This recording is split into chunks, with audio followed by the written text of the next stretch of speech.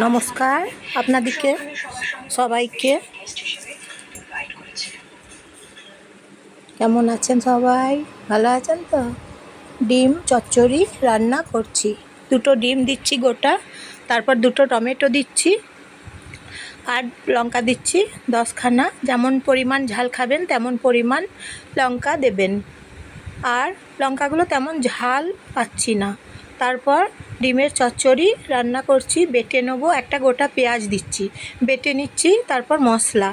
ডিমের এই চচ্চড়িটা দিয়ে খেতে খুব অসাধারণ হয়। রুটির সঙ্গে বা ভাতের সঙ্গে খেতে একদম অসাধারণ হয়। তাই ডিমের চচ্চড়ি রান্না করছি। ডিমগুলোকে প্রথমে ভেজে নেবো, ভেজে নিয়ে তারপরে চচ্চড়ি রান্না করে নেবো। প্রথমে ডিমগুলো ভেঙে নিচ্ছি, তারপরে ভেজে নিচ্ছি। ভেজে নিয়ে টমেটো বুনিয়ে নিচ্ছি।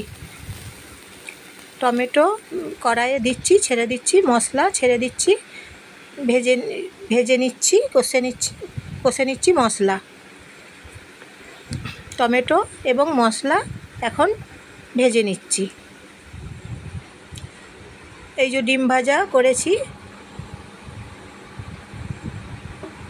ডিমগুলো কড়াইয়ের মধ্যে এখন ছেড়ে দিচ্ছি। আমার ভিডিও যদি ভালো লাগে তাহলে শেয়ার করবেন। নুন দিচ্ছি, শেয়ার করবেন আর সাবস্ক্রাইব করবেন, সাবস্ক্রাইব করে দেবেন এবং বাকি সবাইকে শেয়ার করে দেবেন। ডিমের এই চচ্চড়িটা খেতে খুব ভালো লাগে, তাই আজকে মনে হচ্ছে ডিমের চচ্চড়ি রান্না করি। সেই জন্য ডিমের চচ্চড়ি রান্না করে নিচ্ছি। আর নতুন নতুন রান্না নিয়ে আপনাদের কাছে আবার আসবো।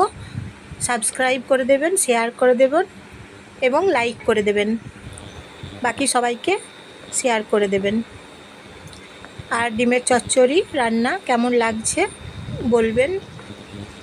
ভাতের সঙ্গে রুটির সঙ্গে দারুণ যাবে, জানেন তো।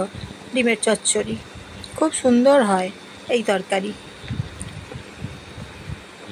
খুব কম সময়ে রান্না করা যায়, সময় কম লাগে ডিমের চচ্চড়ি রান্না করতে। তাই আজকে রান্না করে নিচ্ছি ডিমের চচ্চড়ি। হয়ে গেছে দেখুন রান্না। ডিমের চচ্চড়ি রান্না করে